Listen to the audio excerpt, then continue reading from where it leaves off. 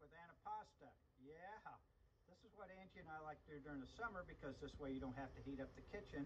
And you can also do it pre-meal and have it already done. This is what we like to do. We kind of like to use a little bit of everything. Artichokes, tomatoes, peppers, cheese, just whatever you like. Also, I always have my brother here, my Buddha bear.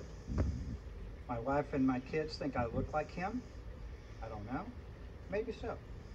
Anyway, I'm going to show you how to do this. Very simple, as usual. If I can do it, anybody can do it.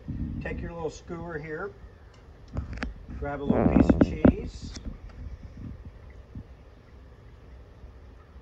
some meat here, wrap it up, stab it, then just go in any order you want. You can use anything you want. There's a pepper, here's an olive, there's an artichoke, there's a tomato, pickles, we love pickles,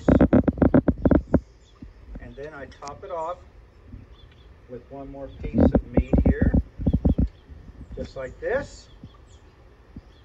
You know the brilliant thing about this? You're done. Try this. Enjoy.